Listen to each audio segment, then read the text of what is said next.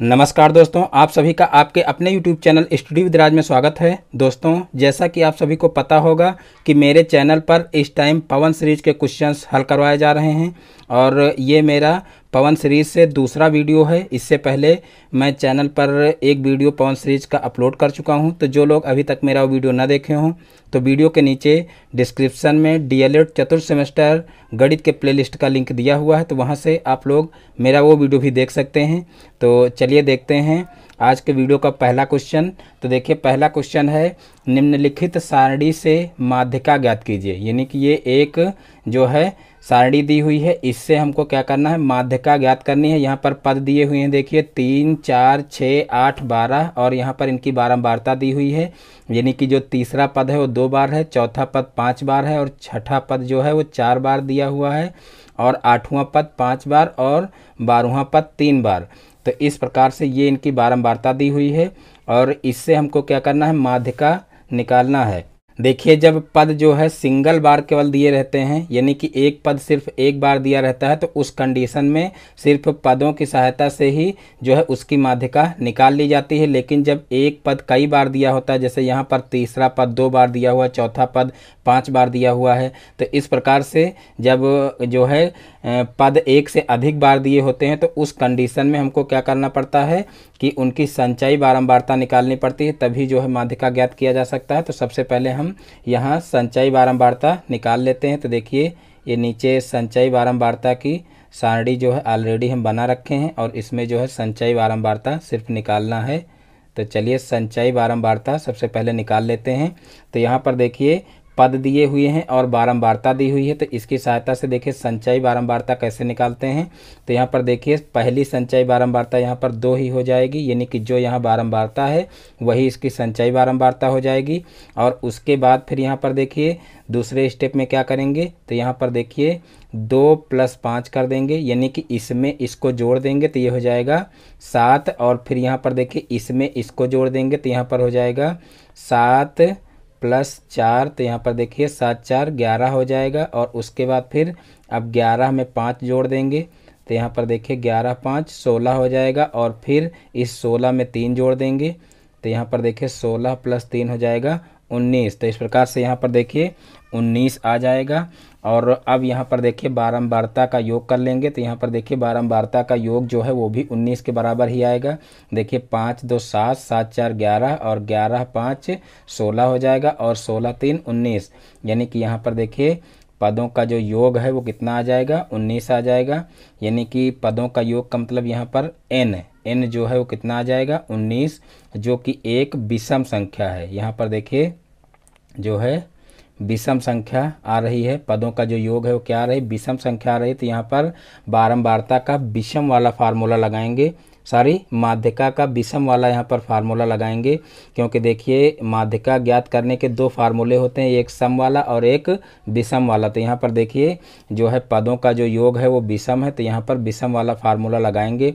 और देखिए सबसे पहले जान लीजिए संचयी बारंबारता क्यों जरूरी है, क्योंकि देखिए जैसे 3 यहाँ पर पद 3 दिया है तो ये 2 बार है, तो यहाँ पर देखिए 3 2 बार है, ये तो यहाँ पर पहले स्टेप में पता चल गया। लेकिन दूसरे स्टेप में देखिए 4 यहाँ पर है, तो 4 देखिए किस पद से किस पद तक है ये संचयी बारंबारता से पता चलता है। तो यहाँ पर देखिए 2 के बाद 7 तक जितने पद हैं, यानी कि 2 के बाद 7 तक जितने पद हैं वो क्या हैं, वो 4 हैं। और इसी तरीके से अगर यहाँ पर देखा जाए कि देखिए जो है 6 कहाँ से कहाँ तक है, तो 7 के बाद जो 4 पद हैं 11 तक के वो क्या हैं, वो 6 के हैं। तो इस प्रकार से संचयी बारंबारता से पता किया जा सकता है कि कौन सा पद कहाँ पर पड़ेगा और किस नंबर पर पड़ेगा।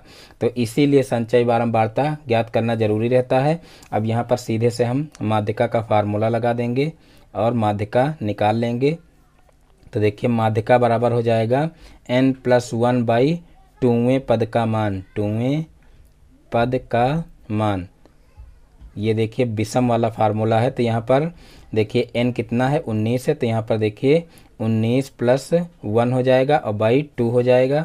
और फिर देखिए यहाँ पर 20/2 हो जाएगा और 20 का जो है 2 से भाग करेंगे तो कितना हो जाएगा, 10 हो जाएगा, यानी कि 10वें पद का मान हो जाएगा, 10वें पद का मान।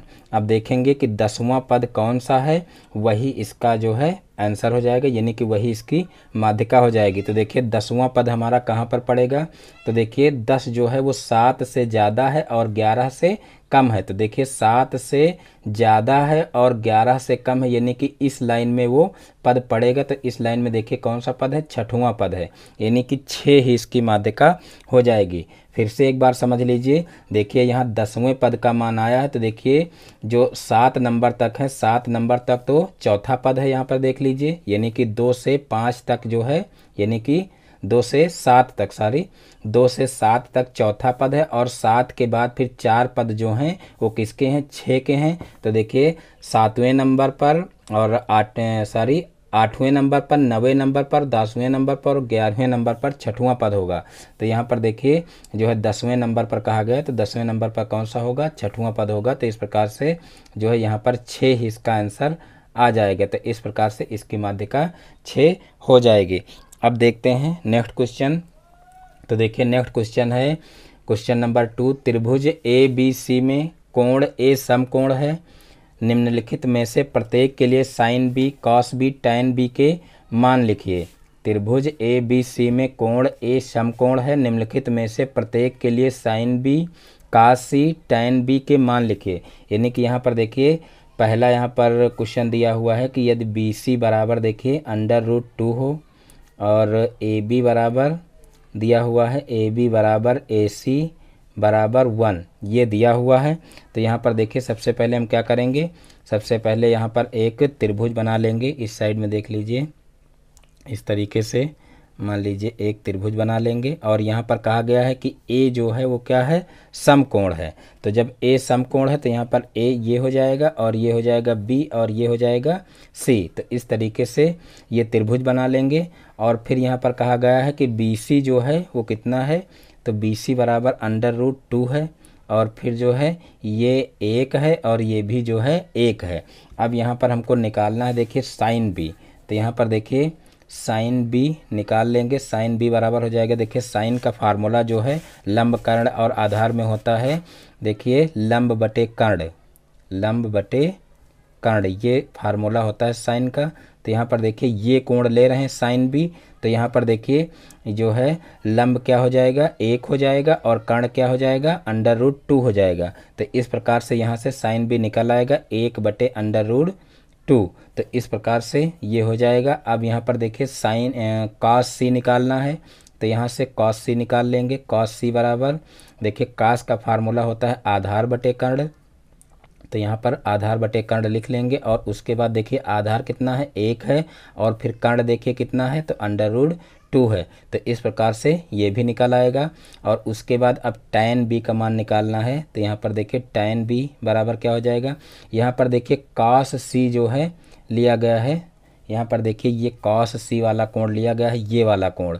तो यहाँ पर इस वाले कोण में देखिए क्या करेंगे, कर्ण तो यही रहेगा लेकिन यहाँ पर आधार इसको मानेंगे और जो है लंब इसको मानेंगे। लेकिन अब यहाँ पर देखिए एक ये भी है, तो एक जो है एक लंब भी है और एक जो है आधार भी है, इसलिए यहाँ पर मान चेंज नहीं होगा। जो मान इसका आया है वही मान इसका आएगा। लेकिन जो है अगर यहाँ पर इसकी जो है माप चेंज होती, यानी कि मान लीजिए ये 1 होती और ये 2 होती, तब इसके मान चेंज हो जाते। यानी कि इसको जो है हम आधार मानते, जब कोण ये लेते हैं तब इसको आधार मानते हैं, और जब ये कोण लेते हैं तो इसको आधार मानते हैं, इसको लंब मानते हैं। तो ये विशेष रूप से ध्यान रखना।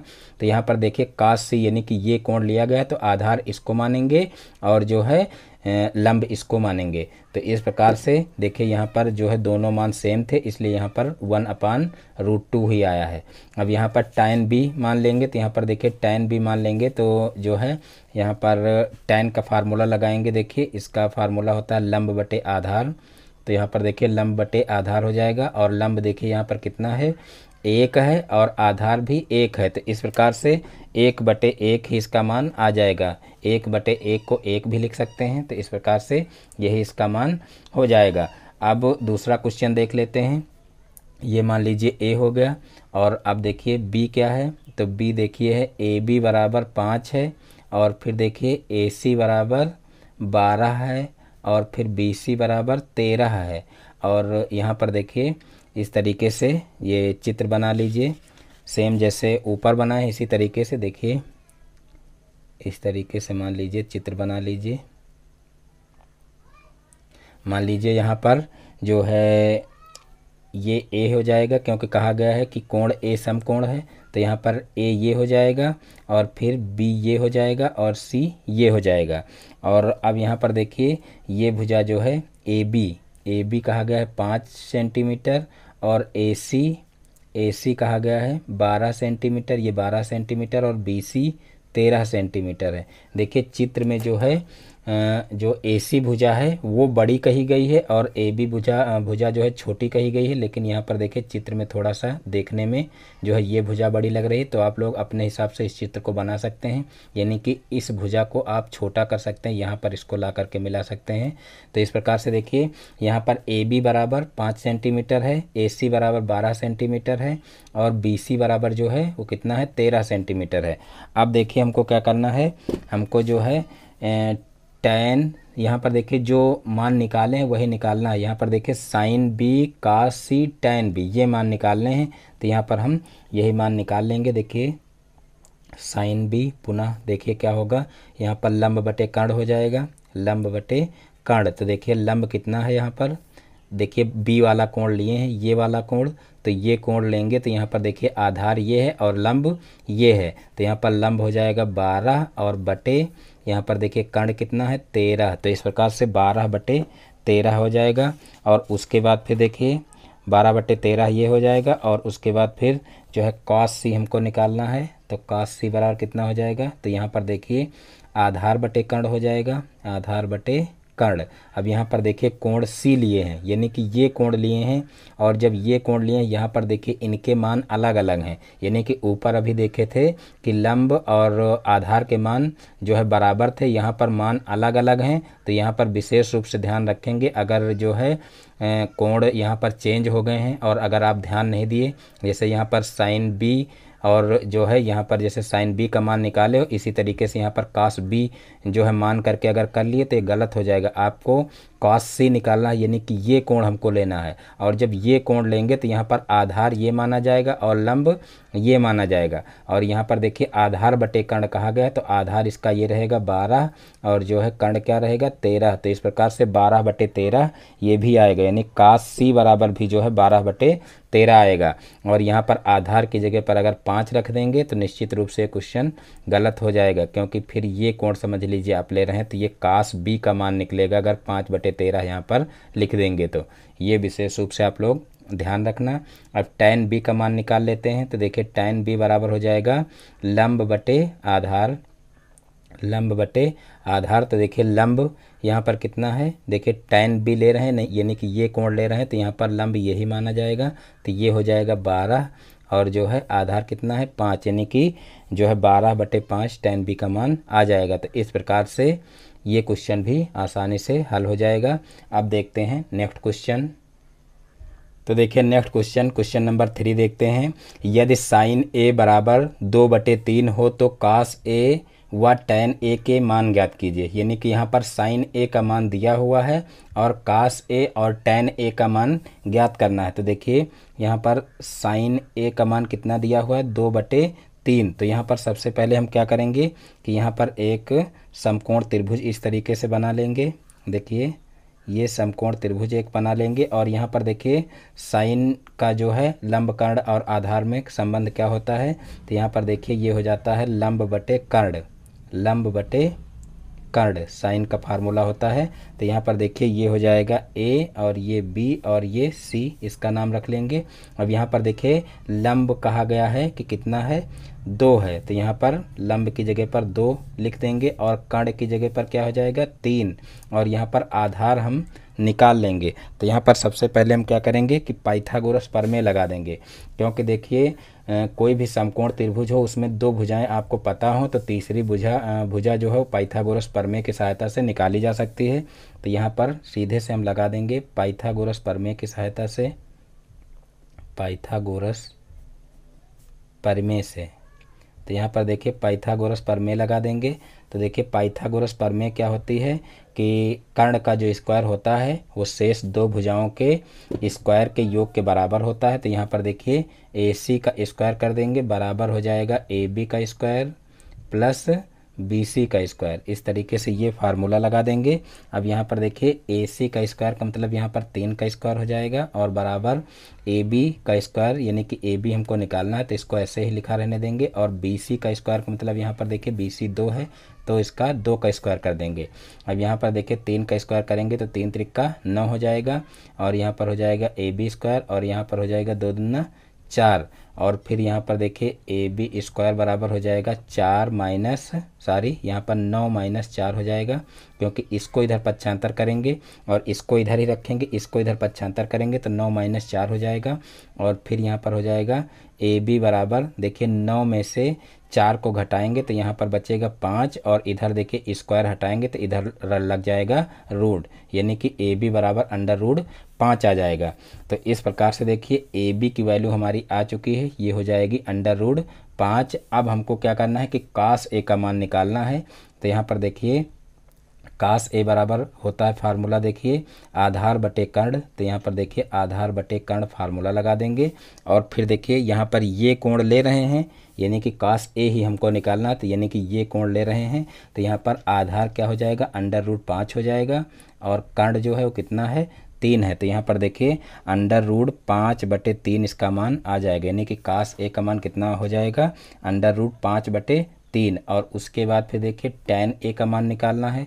तो यहाँ पर देखिए tan A बराबर हो जाएगा लंब बटे आधार, यानी कि tan का फार्मूला क्या होता है लंब बटे आधार। तो यहाँ पर लंब बटे आधार लिख लेंगे और उसके बाद फिर देखेंगे यहाँ पर लंब क्या है, यहाँ पर भी देखिए कोण A ही लिया जा रहा है, यानी कि यही कोण यहाँ पर भी लिया जा रहा है।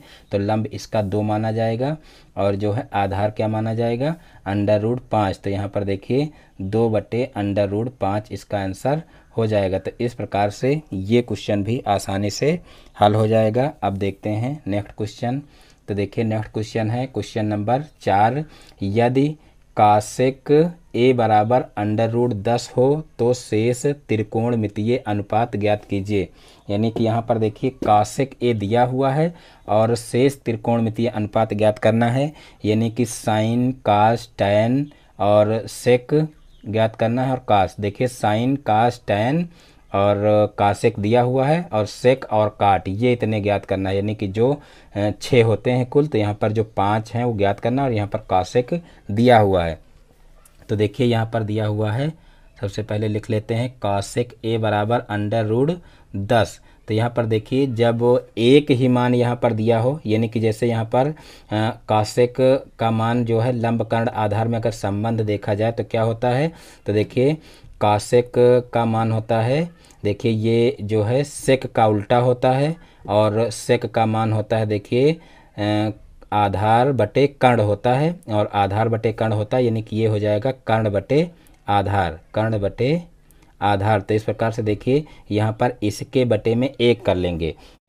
सारी यहाँ पर एक बार पुनः देख लीजिए। देखिए जो है साइन का उल्टा कासेक होता है और जो है सेक का उल्टा जो है कास होता है, यानी कि कास का उल्टा सेक और साइन का उल्टा क्या होता है कासेक होता है। तो यहाँ पर देखिए ये जो कासेक है वो साइन का उल्टा होगा, यहाँ मैंने जो है कास का उल्टा बता दिया है। तो यहाँ पर देखिए साइन का उल्टा कासेक होगा, तो यहाँ पर जो है कर्ण बटे लंब हो जाएगा, क्योंकि जो है साइन का फार्मूला क्या होता है लंब बटे कर्ण होता है। तो यहाँ पर कर्ण बटे लंब हो जाएगा, यहाँ पर आधार नहीं होगा, इसको आप लोग सही कर लीजिए। तो इस प्रकार से ये देखिए कर्ण हो जाएगा अंडर रूट 10 और लंब हो जाएगा 1। अब यहाँ पर जो है एक क्या करेंगे त्रिभुज बना लेंगे, यानी कि यहाँ पर एक समकोण त्रिभुज बना लेंगे इस तरीके से। और फिर यहाँ पर देखिए ये हो जाएगा A, ये हो जाएगा B और ये हो जाएगा C। अब यहाँ पर देखिए कहा गया है कि कर्ण जो है वो अंडर रूट 10 है, तो यहाँ पर कर्ण अंडर रूट 10 कर लेंगे और उसके बाद फिर लंब जो है 1 बताया गया, तो यहाँ पर लंब 1 हो जाएगा और आधार हमको क्या करना है ज्ञात करना है। तो यहाँ पर सबसे पहले क्या करेंगे कि जैसे अभी ऊपर वाले क्वेश्चन में पाइथागोरस प्रमेय की सहायता से जो है तीसरी भुजा ज्ञात की है, वैसे ही इसमें भी करेंगे। इसमें भी पाइथागोरस प्रमेय लगा लेंगे। पाइथागोरस प्रमेय से तो यहाँ पर देखिए ये दो भुजाएं हमको पता हैं। आप लोग देखिए एक बार और ध्यान दे लीजिए, यहाँ पर जैसे भिन्न के रूप में कोई भी मान ना दिया हो, यानी कि अंश और हर में दो संख्याएं ना दी हुई हो, सिर्फ एक संख्या दी हुई हो, तो हमेशा उसमें नीचे जो है एक को मान लेते हैं, तभी दोनों भुजाएं आएंगी। यानी कि कोई भी भुजा अगर यहाँ पर एक भुजा दी हुई हो तो बटे में एक लिख करके दो भुजाएं ज्ञात की जा सकती हैं। तो इस प्रकार से देखिए यहाँ पर हमेशा बटे में एक कर लेंगे तो यहाँ से दो भुजाएं हमें पता चल जाएंगी। अब पाइथागोरस प्रमेय लगा देंगे। तो देखिए पाइथागोरस प्रमेय क्या होती है, यानी कि कर्ण का स्क्वायर जो है वो शेष दो भुजाओं यानी कि लंब और आधार के स्क्वायर के योग के बराबर हो जाएगा। तो यहाँ पर जो है AC का स्क्वायर बराबर हो जाएगा AB का स्क्वायर प्लस BC का स्क्वायर। अब यहाँ पर देखिए AC का स्क्वायर का मतलब √10 का होल स्क्वायर हो जाएगा और फिर बराबर AB का स्क्वायर हो जाएगा। देखिए AB का स्क्वायर पता नहीं, यानी कि यही हमको निकालना है। फिर प्लस BC का स्क्वायर हो जाएगा 1 का स्क्वायर। अब यहाँ पर देखिए जो है 10 का यानी कि √10 का स्क्वायर करेंगे तो यहाँ पर देखिए हो जाएगा 10, यानी कि स्क्वायर से रूट कट जाएगा। तो इस प्रकार से यहाँ पर 10 बचेगा और यहाँ पर हो जाएगा AB स्क्वायर और यहाँ पर 1 का स्क्वायर 1 ही रहेगा।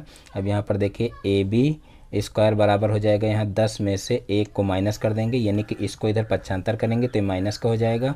अब यहाँ पर AB बराबर हो जाएगा √9, क्योंकि यहाँ पर 10 में से 1 को घटाएंगे तो 9 बचेगा, इधर से स्क्वायर हटाएंगे, इधर रूट लगाएंगे। तो इस प्रकार से AB बराबर √9 हो जाएगा। अब AB बराबर देखिए 9 का वर्गमूल क्या होता है, 3 होता है। तो इस प्रकार से AB का मान 3 आ जाएगा, यानी कि आधार भुजा हमारी 3 निकल आएगी। अब हम क्या करेंगे, अब देखिए हमको जो शेष त्रिकोणमितीय अनुपात ज्ञात करने हैं वो ज्ञात कर लेंगे। तो यहाँ पर सबसे पहले हम साइन A ज्ञात करेंगे। तो देखिए साइन A बराबर होता है लंब बटे कर्ण। तो यहाँ पर देखिए लंब बटे कर्ण क्या हो जाएगा, तो देखिए लंब कितना है 1 है और कर्ण कितना है √10 है। तो इस प्रकार से सबसे पहले साइन A हो गया। फिर अब कास A ज्ञात करेंगे। तो कास A बराबर देखिए हो जाएगा आधार बटे कर्ण, आधार बटे कर्ण। तो देखिए आधार कितना है, तो यहाँ पर देखिए आधार है 3 और फिर जो है कर्ण कितना है √10 है। तो यहाँ पर देखिए ये हो जाएगा कास A। अब देखिए साइन A कास A, अब टैन A ज्ञात कर लेंगे। तो देखिए जो है टैन A क्या हो जाएगा, तो टैन A बराबर होता है लंब बटे आधार। तो देखिए लंब बटे आधार कर लेंगे। यहाँ पर लंब देखिए कितना 1 है और आधार कितना है 3 है। तो इस प्रकार से 1/3 इसका मान आ जाएगा। और अब जो है कौशिक देखिए जो है ऊपर दिया हुआ है, कौशिक निकालना नहीं हमको, अब सेक निकाल लेंगे। तो सेक जो है वो क्या हो जाएगा, तो देखिए सेक जो है कास का उल्टा होता है। तो यहाँ पर ये हो जाएगा कर्ण बटे आधार। तो यहाँ पर देखिए कर्ण बटे आधार लिख लेंगे। अब कर्ण देखिए कितना दिया हुआ है √10 दिया हुआ, तो यहाँ पर √10 लिख लेंगे और बटे आधार कितना दिया हुआ है 3। तो यहाँ पर √10/3 हो जाएगा। और फिर जो है हमको और कौन सा निकालना है, काट। तो यहाँ पर देखिए काट निकाल लेंगे। तो काट हो जाएगा देखिए टैन का उल्टा। तो यहाँ पर ये हो जाएगा आधार बटे लंब, आधार बटे लंब। अब यहाँ पर देखिए आधार कितना है, तो आधार देखिए 3 है और लंब कितना है, तो लंब है देखिए 1। तो इस प्रकार से देखिए ये सभी त्रिकोणमितीय अनुपात हो जाएंगे, यानी कि कौशिक यहाँ पर देखिए दिया हुआ है और जो है यहाँ पर साइन कास टैन सेक और काट, ये जो है पांचों यहाँ से हम निकाल दिए। तो इस प्रकार से ये क्वेश्चन भी आसानी से हल हो जाएगा। अब देखते हैं नेक्स्ट क्वेश्चन। तो देखिए नेक्स्ट क्वेश्चन है क्वेश्चन नंबर 5। यदि tan A बराबर 2 हो तो निम्नलिखित का मान ज्ञात कीजिए। यदि tan A बराबर 2 हो तो निम्नलिखित का मान ज्ञात कीजिए। यहाँ पर देखिए sec A into sine A plus tan square A minus cosec A दिया हुआ है, इसका मान हमको ज्ञात करना है। और यहाँ पर tan A बराबर 2 दिया हुआ है। तो यहाँ पर सबसे पहले हम क्या करेंगे कि यहाँ पर सबसे पहले tan A की सहायता से जो है हम अन्य जो त्रिकोणमितीय अनुपात हैं उनको निकाल लेंगे, यानी कि जो यहाँ पर दिए हुए हैं, और फिर इसमें उनके मान रख देंगे और जो है इस प्रकार से इसका मान निकाल लेंगे। तो यहाँ पर देखिए tan A बराबर 2 दिया हुआ है। तो अभी आप लोगों को इससे पहले वाले क्वेश्चन में बता चुके हैं कि जब यहाँ पर एक ही संख्या दी हुई हो तो उसके नीचे हमेशा एक मान लेते हैं। तो यहाँ पर देखिए tan A का लंब कर्ण और आधार में जो है संबंध क्या हो जाएगा, तो देखिए tan बराबर होता है लंब बटे आधार। तो यहाँ पर लंब बटे आधार लिख लेंगे और फिर इसकी सहायता से यहाँ पर एक जो है समकोण त्रिभुज बना लेंगे। और यहाँ पर देखिए ये हो जाएगा ए, और ये हो जाएगा बी, और ये हो जाएगा सी। और यहाँ पर देखिए लंब जो है कितना दिया हुआ है, तो लंब दिया हुआ है 2, और जो है आधार कितना दिया हुआ है 1। तो इस प्रकार से लिख लेंगे। अब यहाँ पर सीधे से लगा देंगे पाइथागोरस प्रमेय, और ये भुजा भी ज्ञात कर लेंगे। यानी कि यहाँ पर देखिए कर्ण भुजा नहीं दी गई है, तो यहाँ पर कर्ण भुजा ज्ञात कर लेंगे। तो सबसे पहले हम क्या करेंगे, पाइथागोरस प्रमेय लगाएंगे। पाइथागोरस प्रमेय से, पाइथागोरस प्रमेय से, तो देखिए पाइथागोरस प्रमेय लगाएंगे तो यहाँ पर हो जाएगा ए सी का स्क्वायर बराबर ए बी का स्क्वायर प्लस बी सी का स्क्वायर। अब यहाँ पर देखिए ए सी का स्क्वायर का मतलब क्या हो जाएगा, देखिए ए सी का स्क्वायर हमको निकालना है तो यही रखेंगे, यानी कि इसके जगह पर कोई मान नहीं रख सकते क्योंकि यहाँ पर दिया नहीं है। और अब जो है अन्य मान रख लेंगे। यहाँ पर ए बी की जगह पर 1 दिया हुआ तो 1 का स्क्वायर हो जाएगा, प्लस बी सी की जगह पर 2 दिया हुआ तो 2 का स्क्वायर हो जाएगा। अब यहाँ पर देखिए ए सी स्क्वायर बराबर हो जाएगा 1 का स्क्वायर 1 प्लस 2 का स्क्वायर 2 दूना 4 हो जाएगा।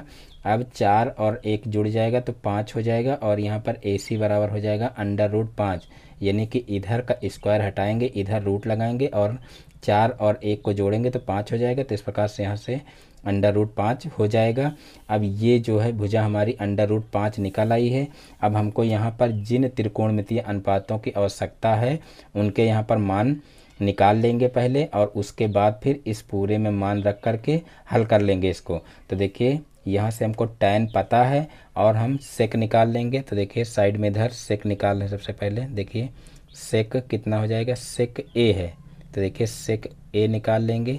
तो सेक ए हो जाएगा, देखिए सेक जो है वो कास का उल्टा होता है, तो कास बराबर होता है देखिए जो है आधार बटे कर्ण। तो यहाँ पर ये हो जाएगा कर्ण बटे आधार, कर्ण बटे आधार। तो देखिए कर्ण कितना है, √5 है, और आधार कितना है 1 है। तो इस प्रकार से √5 बटे 1 हो जाएगा। और उसके बाद फिर देखिए अब यहाँ पर जो है साइन का मान हमें निकालना है, तो साइन का मान निकाल लेंगे। साइन ए बराबर हो जाएगा देखिए जो है लंब बटे कर्ण, लंब बटे कर्ण।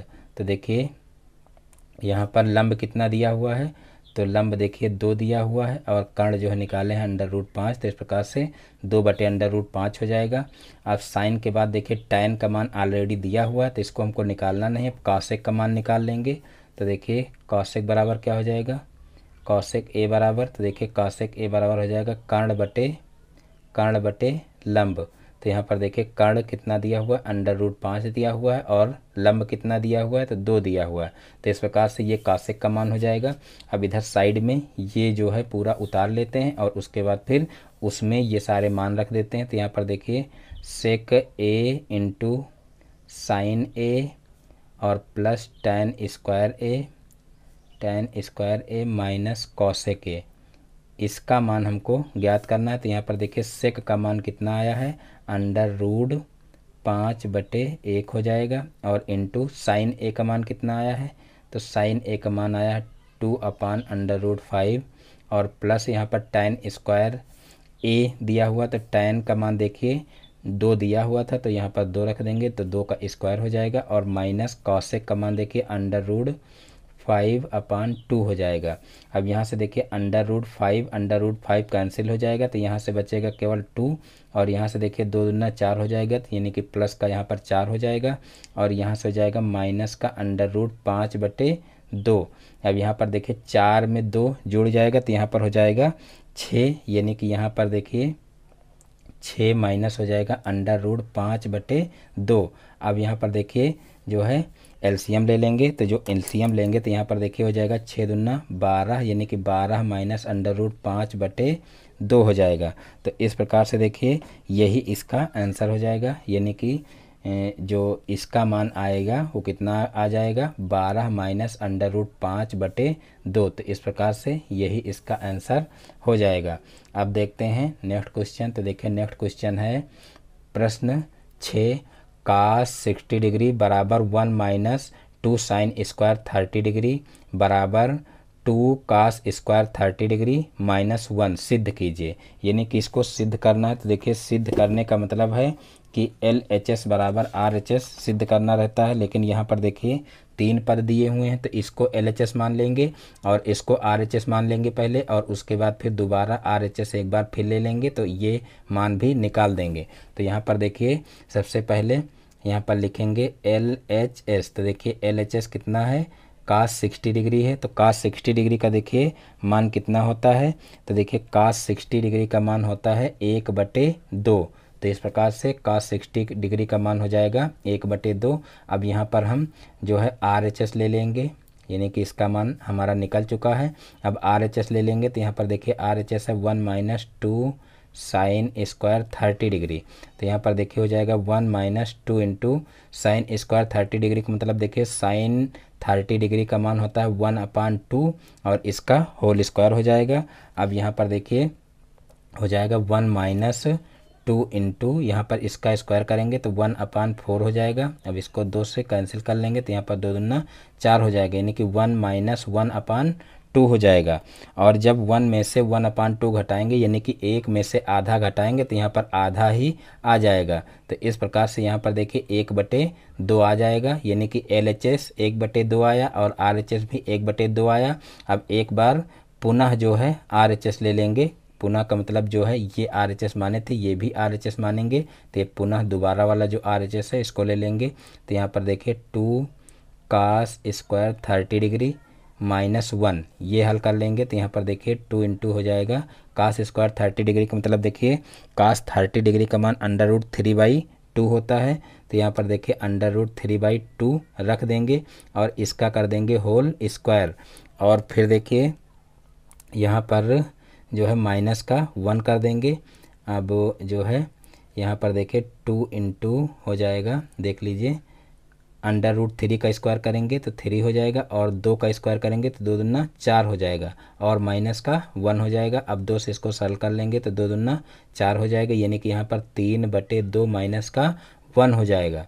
अब यहाँ पर LCM ले लेंगे तो देखिए LCM लेंगे तो कितना हो जाएगा, तो 3 - 2/2 हो जाएगा। अब 3 में से 2 को घटाएंगे तो कितना हो जाएगा, 1 हो जाएगा और बटे में 2 हो जाएगा। तो इस प्रकार से देखिए 1/2 यहाँ पर भी आ गया। तो इस प्रकार से यहाँ पर लिख सकते हैं LHS बराबर RHS, और फिर जो दूसरा पद एक और दिया हुआ है RHS बराबर में उसको भी लिख लेंगे और यहाँ पर नीचे लिख देंगे प्रूव्ड, यानी कि हमने जो है इसको सिद्ध कर दिया है। तो इस प्रकार से ये क्वेश्चन भी आसानी से हल हो जाएगा, यानी कि सिर्फ आपको जो है सारणी के जो मान हैं वो मान पता होने चाहिए और मान जो है यहाँ पर रख करके सिर्फ हल कर देना है और सभी के मान निकाल लेना है LHS और RHS के। तो इस प्रकार से ये प्रूव्ड हो जाएगा। अब देखते हैं नेक्स्ट क्वेश्चन।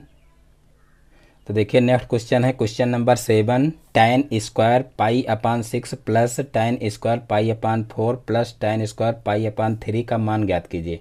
यानी कि इसका मान ज्ञात करना है। तो देखिए इसको कैसे सॉल्व करेंगे, तो देखिए सबसे पहले इसको उतार लेंगे। tan स्क्वायर π/6 दिया हुआ है प्लस tan स्क्वायर π/4 दिया हुआ है प्लस tan स्क्वायर π/3 दिया हुआ है। तो यहाँ पर देखिए पाई का मान होता है 180। देखिए पाई का मान 22/7 भी होता है, लेकिन यहाँ पर देखिए जब कोणों में जो है 180 डिग्री को रेडियन में अगर निकालना होता है तो जो है 180 डिग्री बराबर पाई जो है लिखा जाता है। तो उसी प्रकार से यहाँ पर पाई बराबर 180 मान रख सकते हैं। तो यहाँ पर देखिए tan स्क्वायर बराबर हो जाएगा 180/6 हो जाएगा। उसके बाद फिर प्लस tan स्क्वायर यहाँ पर फिर 180/4 हो जाएगा और फिर प्लस tan स्क्वायर यहाँ पर 180/3 हो जाएगा। अब इसको सरल कर लेंगे तो यहाँ पर हो जाएगा देखिए tan स्क्वायर यहाँ पर क्षेत्रिक 18 होता है, यानी कि यहाँ पर आ जाएगा 30 डिग्री और प्लस यहाँ पर देखिए tan स्क्वायर यहाँ पर हो जाएगा 4 से इसको काट लेंगे तो देखिए 4 चौक 16 हो जाएगा और फिर 4 पंचे 20, यानी कि यहाँ पर हो जाएगा 45 डिग्री और प्लस यहाँ पर देखिए हो जाएगा tan स्क्वायर 3 से इसको काटेंगे तो यहाँ पर देखिए क्षेत्रिक 18 होता है, यानी कि यहाँ पर 6 आ जाएगा और इस प्रकार से यहाँ पर 60 डिग्री हो जाएगा।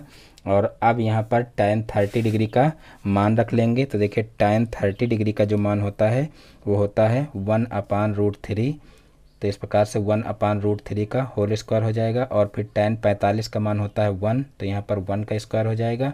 और फिर tan 60 का मान होता है देखिए √3, तो यहाँ पर √3 का स्क्वायर हो जाएगा। देखिए सभी मान आपको पता होंगे तभी इस टाइप के क्वेश्चन कर पाएंगे। तो एक बार आप लोग जो है सारणी ज़रूर अच्छे से रट लीजिए, यानी कि मान सभी को पता होने चाहिए, तभी आप आसानी से इस टाइप के क्वेश्चन सॉल्व कर पाएंगे। तो यहाँ पर देखिए इसका स्क्वायर करेंगे तो यहाँ पर 1 का स्क्वायर 1 ही होगा और √3 का स्क्वायर 3 हो जाएगा। और फिर प्लस यहाँ पर 1 का स्क्वायर 1 हो जाएगा और फिर प्लस यहाँ पर √3 का स्क्वायर है तो यहाँ पर देखिए 3 हो जाएगा, क्योंकि रूट से स्क्वायर कट जाता है तो यहाँ पर 3 हो जाएगा। अब यहाँ पर देखिए 3 में 1 को जोड़ लेंगे तो यहाँ पर हो जाएगा 1/3 प्लस यहाँ पर 4 हो जाएगा। अब एलसीएम ले लेंगे तो यहाँ पर 1 + 4 3 12 हो जाएगा और बटे में 3 हो जाएगा। और फिर देखिए 12 1 13, 13/3 इसका आंसर आ जाएगा। तो इस प्रकार से 13/3 इसका आंसर लिखा जा सकता है। अगर आप चाहें तो इसको भाग करके बटे सही में भी इसका आंसर लिख सकते हैं, यानी कि इसके बराबर देखिए ये भी लिखा जा सकता है 3 चौक 12, यानी कि 4 आएगा और यहाँ पर शेष बचेगा 1, यानी कि 4 सही 1/3। इस टाइप में भी इसको लिखा जा सकता है, यानी कि जैसे 3 से 13 को भाग देंगे तो यहाँ पर देखिए 3 चौक 12 आएगा, तो यहाँ पर देखिए 1 शेष बचेगा, यानी कि 4 सही 1/3 इसको लिखा जा सकता है। तो इस प्रकार से चाहे आप ये आंसर लिखें और चाहे ये आंसर लिखें, दोनों सही हैं। तो इस प्रकार से ये क्वेश्चन भी सॉल्व हो जाएगा। अब देखते हैं नेक्स्ट क्वेश्चन। तो देखिए नेक्स्ट क्वेश्चन है क्वेश्चन नंबर 8। एक बेलन की ऊंचाई 18 सेंटीमीटर तथा त्रिज्या 10.5 सेंटीमीटर है। इस बेलन का आयतन, वक्र पृष्ठ और संपूर्ण पृष्ठ ज्ञात कीजिए। यानी कि बेलन की ऊंचाई जो है h वो दी हुई है 18 सेंटीमीटर और उसके बाद फिर देखिए बेलन की जो त्रिज्या यानी कि r दिया हुआ है 10.5 सेंटीमीटर। और फिर हमको क्या करना है कि उस बेलन का आयतन, वक्र पृष्ठ और संपूर्ण पृष्ठ ज्ञात करना। तो सबसे पहले हम बेलन का आयतन ज्ञात कर लेते हैं। देखिए बेलन का आयतन बराबर तो देखिए बेलन के आयतन का फार्मूला होता है πr²h। तो देखिए पाई का मान हो जाएगा 22/7 और गुणे r² का मतलब यहाँ पर 10.5 हो जाएगा, गुणे 10.5 हो जाएगा। और फिर देखिए यहाँ पर h दिया हुआ है 18, तो यहाँ पर 18 रख लेंगे। अब इसको सॉल्व कर लेंगे तो यहाँ पर देखिए जो है सबसे पहले हम क्या करेंगे 7 से इसको सरल कर लेंगे। तो यहाँ पर देखिए हो जाएगा 7 एकम 7 और 7 पच्छे 35, यानी कि यहाँ पर देखिए 7 एकम 7 हो जाएगा और फिर यहाँ 3 बचेगा, 7 पच्छे 35 यानी कि 1.5 हो जाएगा। अब यहाँ पर देखिए सबसे पहले 15 दूना 30, 30 का 0 हो जाएगा, फिर 15 दूना 30 और 30 3 33 हो जाएगा। अब यहाँ पर देखिए एक अंक के बाद दशमलव तो यहाँ पर 33 हो जाएगा और फिर गुणे, अब यहाँ पर इसका गुणा कर लेंगे 18 का और 10.5 का। तो यहाँ पर देखिए 18 पंचे 90, 90 का 0 हो जाएगा और फिर 18 शून्य 0 हो जाएगा। और जो है यहाँ पर जो 9 बचा था उसको लिख लेंगे और फिर 18 एकम 18 हो जाएगा। अब यहाँ पर भी एक अंक के बाद दशमलव लग जाएगा तो यहाँ पर 189.0 हो जाएगा। अब इसका गुणा जो है इसमें कर लेंगे तो यहाँ पर देखिए 189 गुणे यहाँ पर कर लेंगे 33। अब यहाँ पर देखिए 3 का गुणा इसमें करेंगे तो 9 त्रिक 27, 27 का 7 हो जाएगा और फिर 8 त्रिक 24 और 24 और 2 26, 26 का 6 हो जाएगा और फिर 3 एकम 3 2 5 हो जाएगा। अब यहाँ पर 3 का गुणा फिर करेंगे तो यहाँ पर देखिए एक अंक इधर छोड़ देंगे तो यहाँ पर हो जाएगा 7 6 5 और अब यहाँ पर इसको जोड़ लेंगे तो यहाँ पर हो जाएगा 7 और यहाँ पर हो जाएगा देखिए 13, 13 का 3 और फिर यहाँ पर देखिए हो जाएगा 6 5 11, 1 12, 12 का 2 और फिर यहाँ पर देखिए 5 1 6 हो जाएगा, यानी कि यहाँ पर 6237 हो जाएगा। तो इस प्रकार से 6237 ही इसका आयतन आ जाएगा। और देखिए आयतन को जो है घन सेंटीमीटर में लिखेंगे तो यहाँ पर 6237 घन सेंटीमीटर इसका आयतन हो जाएगा। अब देखिए आगे जो है वक्र पृष्ठ ज्ञात करना है। तो देखिए वक्र पृष्ठ का फार्मूला क्या होता है, तो यहाँ पर देखिए लिखेंगे बेलन का वक्र पृष्ठ बराबर बेलन का वक्र पृष्ठ बराबर, तो देखिए बेलन के वक्र पृष्ठ का फार्मूला होता है 2πr/h, 2πr/h। तो यहाँ पर 2 इंटू पाई का मान हो जाएगा 22/7 गुणे यहाँ पर 10.5 हो जाएगा त्रिज्या, और इंटू देखिए ऊंचाई 18, तो यहाँ पर 18 लिख देंगे। अब यहाँ पर देखिए इसको सरल कर लेंगे, तो यहाँ पर देखिए हो जाएगा 7 एकम 7 और 7 पछे 35 हो जाएगा। अब यहाँ पर देखिए 18 दूना 36 कर लेंगे, यहाँ पर 18 दूना 36 हो जाएगा, और गुणे इसका गुणा इसमें कर लेंगे, तो देखिए 15 दूना 30, 30 का 0 हो जाएगा, और फिर 15 दूना 30 3 33 हो जाएगा, यानी कि यहाँ पर 33 आ जाएगा। अब 36 और 33 का गुणा कर लेंगे आपस में, तो यहाँ पर देखिए 36 और 33 का गुणा करेंगे तो क्या आएगा, देखिए 6 त्रिक 18 हो जाएगा, और 18 का 8, और फिर 3 त्रिक का 9 1 10 हो जाएगा, और फिर यहाँ पर देखिए यहाँ पर फिर 8 हो जाएगा, और 0 और 1 हो जाएगा। अब इसको जोड़ लेंगे तो यहाँ पर हो जाएगा 8, और यहाँ पर भी 8 हो जाएगा, यहाँ पर 1 और यहाँ पर 1 हो जाएगा, यानी कि 1188 यहाँ पर आ जाएगा। यानी कि बेलन का वक्र पृष्ठ कितना हो जाएगा, 1188 वर्ग सेंटीमीटर। देखिए जो वक्र पृष्ठ होता है उसको वर्ग सेंटीमीटर में लिखते हैं, तो इस प्रकार से ये 1188 वर्ग सेंटीमीटर इसका वक्र पृष्ठ हो जाएगा। अब देखिए हमको क्या करना है, अब जो है बेलन का संपूर्ण पृष्ठ ज्ञात करना है, तो संपूर्ण पृष्ठ का फार्मूला लगा देंगे। तो देखिए संपूर्ण पृष्ठ का फार्मूला क्या होता है वो यहाँ पर लिख लेंगे। यहाँ पर देखिए बेलन है, बेलन कर लीजिए, तो देखिए बेलन का संपूर्ण पृष्ठ बराबर, बेलन का संपूर्ण पृष्ठ बराबर, तो देखिए संपूर्ण पृष्ठ का फार्मूला होता है 2πr/h + r। तो यहाँ पर देखिए लिख लेंगे 2πr और ब्रैकेट में h + r। तो देखिए 2 इंटू पाई का मान 22/7 होता है, तो यहाँ पर 22/7 लिख लेंगे, और r देखिए है 10.5, और फिर ब्रैकेट में हो जाएगा h यानी कि 18, और फिर हो जाएगा 10.5। अब यहाँ पर देखिए यहाँ पर इसको सरल कर लेंगे, तो यहाँ पर हो जाएगा देखिए यहाँ पर 1.5 हो जाएगा, और फिर यहाँ पर देखिए 22 दूना 44 हो जाएगा, यानी कि यहाँ पर 44 गुणे कितना हो जाएगा, 44 गुणे 1.5, और फिर यहाँ पर इसको जोड़ लेंगे, और जोड़ करके इसमें गुणा कर लेंगे, तो यहाँ पर देखिए इसमें जोड़ेंगे तो यहाँ पर 10 जोड़ेगा तो ये हो जाएगा 28.5। अब यहाँ पर देखिए 15 का इसमें गुणा करेंगे, तो देखिए 15 चौको 60 होता है, 60 का 0 हो जाएगा, फिर 15 चौको 60, और 60 6 66 हो जाएगा, और फिर एक अंक के बाद दशमलव लग जाएगा, यानी कि यहाँ पर 66 पूरा हो जाएगा, और गुणे यहाँ पर 28.5 कर लेंगे। अब सीधे से इधर गुणा कर लेते हैं साइड में, और जो आएगा वही इसका संपूर्ण पृष्ठ हो जाएगा। तो यहाँ पर देखिए 28.5 गुणे 66 कर लेंगे, तो यहाँ पर देखिए 6 से गुणा करेंगे तो 6 पंचे 30, 30 का 0 हो जाएगा, और फिर 8 छंग 48, और 48 और 3 कितना हो जाएगा, तो 48 3 51 हो जाएगा, 51 का 1 हो जाएगा, और फिर 6 दूनी 12, और 12 5 कितना हो जाएगा, 12 5 17। तो इस प्रकार से यहाँ पर देखिए 1710 आ जाएगा। अब इसका गुणा करेंगे तो यहाँ पर एक अंक इधर छोड़ देंगे, और फिर यही संख्या आ जाएंगी 0 1 7 1। अब इनको जोड़ लेंगे तो यहाँ पर देखिए 0 हो जाएगा, 1 हो जाएगा, 8 हो जाएगा, और यहाँ पर भी 8 हो जाएगा, और यहाँ पर 1 हो जाएगा, यानी कि यहाँ पर देखिए 18,810 आ जाएगा। और देखिए यहाँ पर एक अंक के बाद दशमलव लगा हुआ है, इसलिए यहाँ पर भी एक अंक के बाद दशमलव लगा लेंगे। तो इस प्रकार से यहाँ पर सिर्फ जो है कितना आ जाएगा, 1881। तो इस प्रकार से देखिए यहाँ पर 1881 ही इसका आंसर आ जाएगा, और संपूर्ण पृष्ठ है इसलिए इसको लिखेंगे वर्ग सेंटीमीटर में। तो इस प्रकार से 1881 वर्ग सेंटीमीटर इसका संपूर्ण पृष्ठ हो जाएगा। तो इस प्रकार से बहुत ही आसानी से इस क्वेश्चन को भी किया जा सकता है। तो इस प्रकार से आज के सारे क्वेश्चन समाप्त होते हैं। मैं उम्मीद करता हूं कि आज के सारे क्वेश्चन आप लोगों को बहुत ही अच्छे समझ में आ गए होंगे। दोस्तों, यदि हमारा वीडियो पसंद आया हो तो वीडियो को लाइक करें, और ये चैनल पर नए हैं तो चैनल को सब्सक्राइब करें, और बेल आइकन को भी प्रेस कर लें, जिससे हमारे आगे आने वाले वीडियो का नोटिफिकेशन आपके मोबाइल पर सबसे पहले पहुँचे। फिर मिलते हैं अपने नेक्स्ट वीडियो में एक नए टॉपिक के साथ में। तब तक के लिए जय हिंद, वंदे मातरम।